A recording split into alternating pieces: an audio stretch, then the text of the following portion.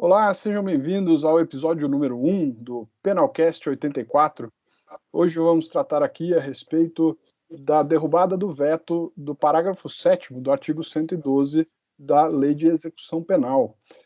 Só para a gente se situar, Saulo, o parágrafo 7º foi incluído ao artigo 112 pelo pacote anticrime, lá em dezembro de 2019, mas foi um dos dispositivos que foi vetado pelo presidente. Então nós aguardamos todo esse tempo e agora, recentemente, na sessão do dia 19 de abril, o Congresso derrubou, dentre outros vetos que foram derrubados, derrubou também o veto ao parágrafo 7º do artigo 112. Esse dispositivo legal, na íntegra, ele diz que o bom comportamento é readquirido após 1 ano da ocorrência do fato ou antes, após o cumprimento do requisito temporal exigível para a obtenção do direito.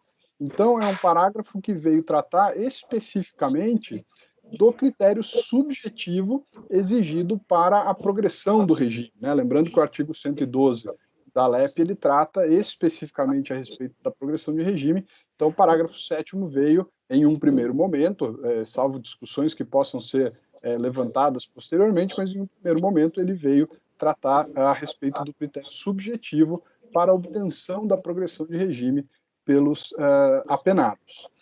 Esse dispositivo ele foi vetado lá em 2019 pelo presidente sob a argumentação de que ele poderia contrariar o interesse público, né? Ele fala a respeito da necessidade do duplo critério para a progressão de regime, que seria o critério objetivo e o merecimento, né, o critério subjetivo, e que a partir do momento que se estipulasse um tempo para a reabilitação da conduta, estaria superado o critério subjetivo e isso deturparia o próprio instituto da progressão de regime com base no merecimento, né?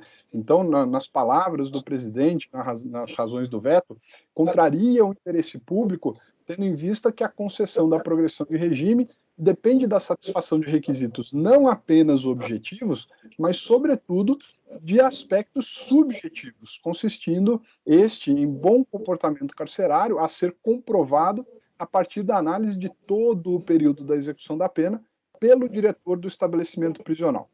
Assim, eventual pretensão de objetivação do requisito vai de encontro à própria natureza do Instituto, já pré-concebida pela Lei nº 7.210 de 1984, além de poder gerar a percepção de impunidade com relação às faltas e ocasionar, em alguns casos, o cometimento de injustiças em relação à concessão de benesses aos custodiados. Né? Fizeram aqui um contorno, né? Deram uma volta aqui para tentar justificar o injustificável, porque o que traz injustiça, na verdade, é a forma como era tratado o critério subjetivo, né? Deixado completamente na mão dos diretores de penitenciárias, sem nenhum tipo de critério legal para que eles definissem o que é ou o que não é o bom comportamento. Então, a derrubada do veto nessa sessão do Congresso de 19 de abril, no meu entendimento, vem de forma positiva, trazendo aí um pouco mais de segurança jurídica em relação a essa questão do aspecto subjetivo. Queria saber aí qual que é o seu entendimento, a sua opinião a respeito disso, Saulo. Hugo, é bom lembrar para os ouvintes que nós estamos no estado de São Paulo, né? E aqui vigora a resolução 144 da Secretaria de Administração Penitenciária do ano de 2010. Ela que seria a nossa legislação local, violando inclusive o princípio da legalidade estrita. E aqui nós temos a previsão de 3 formas de faltas disciplinares com 3 períodos de reabilitação distintos. As faltas graves com reabilitação de 1 ano, faltas médias com reabilitação de 6 meses e faltas leves com reabilitação de 3 meses. O mais grave presente nessa resolução 144 é a previsão do seu artigo 90, que possibilita a soma de períodos de reabilitação. O que acontece? Só para se ter um exemplo, se um preso comete 3 faltas disciplinares de natureza grave, ocorre a soma de 3 anos de período de reabilitação. Então, podemos chegar ao cúmulo de o cumprimento integral de uma pena em regime fechado, sem que ele tenha retornado ao estado de bom comportamento carcerário. Até o momento, vigorava essa posição, e os tribunais, e o Tribunal de São Paulo, e o STJ, inclusive, já enfrentou essa questão e manteve como plenamente legalizada essa questão aqui no estado de São Paulo. Portanto, veio em boa hora essa previsão do parágrafo 7º, e agora, com a derrubada do veto, passa a esta vigência, no sentido de que temos um limite fixado em lei, né? Perde totalmente o valor a norma prevista pela resolução no estado de São Paulo.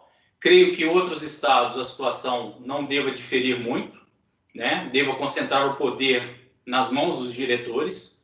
Aí vai a crítica sempre àquela questão de que a execução penal ainda é um procedimento administrativo, ao invés de ser um procedimento jurisdicional puro, né? Então, veio em boa hora a derrubada desse veto. Ele, na verdade, ele objetiva o requisito subjetivo, que é o que mais interessa à execução penal. Objetivar todos os seus institutos. Porque nesse quesito saímos da questão da discricionariedade e entramos no ramo da motivação das decisões judiciais, elencados no artigo 93, inciso 9 da Constituição Federal, e principalmente no princípio da individualização da pena, previsto no artigo 5º da Constituição Federal. É isso aí, Hugo.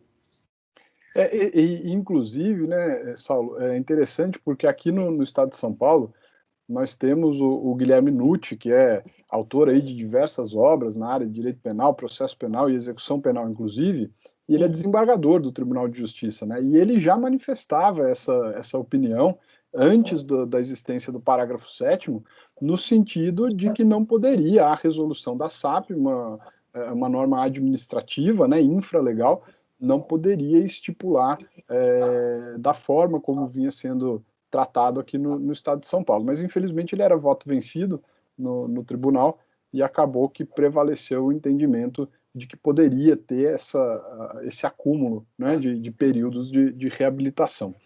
Agora, essa extensão da norma contida no parágrafo 7º, né, o alcance dessa norma, você mencionou aí da objetivação do requisito, ela vai encontrar daqui para frente diversos entendimentos, né, inclusive tão recente, né, a norma que foi publicada aí no dia 30 de abril, então não tem 10 dias da publicação, não temos pouco mais de 20 dias da derrubada do veto, e a gente já encontra, né, doutrinas aí se posicionando de maneiras distintas. A gente encontra autores mencionando que você precisaria fazer uma interpretação sistemática, né, não apenas do parágrafo 7º, até em conjunto com o próprio parágrafo 1º do artigo 112, mas buscar lá no artigo 33 do Código Penal essa sistemática de progressão que exigiria o merecimento do condenado, né?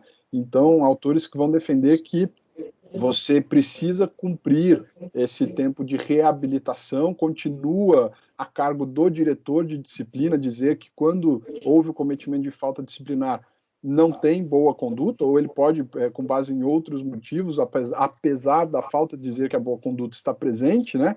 Seria esse o entendimento para a parte da doutrina da segunda metade do parágrafo 7º, quando fala ou antes de um ano, né, após o cumprimento do requisito temporal, parte da doutrina está entendendo, está interpretando esse ou antes, no sentido de que o diretor da penitenciária, com base em outros motivos, pode atestar que, apesar de não ter cumprido um ano, não ter passado um ano após o cometimento da falta disciplinar, ainda assim ele pode atestar o bom comportamento. Nós temos uma outra parte da doutrina que vem com um entendimento divergente, né, dizendo que o parágrafo 7º do artigo 112 agora objetivou de forma completa o sistema de progressão de regime, né, e que você teria dois momentos em que pode se dar a reabilitação da conduta, que pode ser em um ano após a data do fato ou quando ele atingir o requisito objetivo para a progressão do regime, se isso acontecer antes de um ano, né? Então, queria que você falasse um pouquinho também a respeito disso. Hugo, assim como na questão dos 40% e dos 60%, a questão não há dúvida que vai ser definida pela jurisprudência, né? Ela vai se iniciar em primeiro grau, né, pelas varas de execução penal, pelos departamentos de execução criminal aqui no estado de São Paulo, vai ser levada aos tribunais de justiça, não há dúvida, porque a interpretação, como você disse, já de cara foi inaugurada em duas correntes aí, vamos assim dizer. Já li dois textos divergentes, né? Um no sentido de que o parágrafo 7º deve ser lido à luz do parágrafo 1º do artigo 112, e que, nesse sentido, meio que mantém aquela lógica de poder disciplinar, né? É o diretor que ainda mantém o controle sobre a conduta, o atestado de conduta do preso, e a gente distancia-se do que o legislador quer, que é a objetivação do requisito. Por outro lado, outro artigo que está disponível também aí pela internet, depois a gente pode colocar na descrição do vídeo, que é no sentido da objetivação completa, né? Que o artigo deixou bem claro em sua redação qual dos dois requisitos forem atingidos, qual dos dois for atingido primeiramente, deverá ser aplicado para fim de progressão. No caso, seja a reabilitação pelo 1 ano, né? Aí, no caso, no máximo de 1 ano, a partir do cometimento da falta, passa a ser um requisito, um teto máximo de 1 ano, né? Ou, no caso, o atingimento do lapso temporal. Então, essa segunda corrente tende a ser a favorável, assim como aconteceu com os 40% e os 60% no caso do hediondo não reincidente em crime específico, né? Em reincidência específica. Porque o legislador deixou bem claro, a redação do artigo é bem claro, né? E você pode até ler novamente aqui, para a gente não ficar perdido. Se quiser, eu posso até ler aqui, mas, ó, o parágrafo 1º fala: em todos os casos, o apenado só terá direito à progressão do regime se ostentar boa conduta carcerária comprovada pelo diretor do estabelecimento. Ok. Nós não estamos dizendo que está sendo retirada das mãos do diretor a emissão do atestado de bom comportamento carcerário, tá? Isso é ok, esse ponto está fechado. Agora, como será feito esse atestado? É nesse ponto que está havendo a ruptura com o parágrafo 7º, que com a derrubada do veto, passa a prever, como você disse, que ou ele atinge a reabilitação no prazo máximo de 1 ano, ou ele atinge o lapso temporal previsto para o direito. No caso, a gente está lidando ainda com a progressão de regime, porque a previsão está dentro da progressão de regime. Para o futuro, próximo, a gente pode até gravar um outro episódio para falar dos outros demais direitos e falar sobre a interpretação analógica, analogia em Bonaparte, enfim. Mas eu acho que tende a prevalecer, se seguir essa lógica do STJ no sentido do 40% e do 60%, tende a prevalecer o segundo entendimento, no sentido de que compete ao preso a inserção dele em um dos dois requisitos e o diretor estará vinculado à emissão do atestado de bom comportamento carcerário a partir do atingimento seja do requisito objetivo no limite de 1 ano, ou seja, no lapso temporal para o direito ao qual ele pleiteará ao judiciário. É isso aí. Bom, a gente vai, mais uma vez, ficar aguardando, né, a posição do judiciário em relação a esse tema. É importante que todos os nossos ouvintes saibam que já existem, né, pelo menos 2 correntes doutrinárias que estão surgindo em relação à interpretação desse artigo. Nós temos aí a opinião da melhor interpretação, mas ficaremos aguardando a decisão do Poder Judiciário de qual vai ser a aplicação na prática, né, a interpretação judicial que vai se dar ao parágrafo 7º do artigo 112. Saulo, para finalizar, então, esse episódio, eu acho interessante a gente mencionar que esse dispositivo trouxe à luz aí uma sistemática que fica, às vezes, esquecida, né, do profissional do direito, que é o veto e a derrubada do veto, né? Como é que funciona? Exato. Muitas pessoas nos perguntaram nesses dias, né? olha, e daí, né? Já promulgou, não promulgou, já entrou em vigor, quando que vai entrar em vigor, a partir de quando que passa a valer essa regra nova, né? Inclusive para que o pessoal da defesa aí, né, defensores, advogados, possam começar a exigir nas suas peças o cumprimento do parágrafo 7º do 112, né? E a gente não tem muita familiaridade com essa questão do veto, não é toda hora que acontecem vetos e derrubadas de veto, né? Mas ele é um procedimento formal, está previsto lá na Constituição, né? O artigo 66 da Constituição, ele prevê todo o procedimento para o veto, para a derrubada do veto, e o parágrafo 5º fala que após a rejeição do veto, que foi o que aconteceu no dia 19 de abril, ele é enviado para o presidente para promulgação. Quando nós começamos a elaborar o episódio, não havia sido promulgado ainda, né? E nós estávamos na expectativa de que o presidente teria um prazo de 48 horas após o recebimento pelo Congresso da derrubada do veto para que ele pudesse promulgar. A promulgação é obrigatória, né? Ele não pode se recusar a promulgar, inclusive se ele deixar de promulgar no prazo de 48 horas, essa prerrogativa passa para as casas legislativas.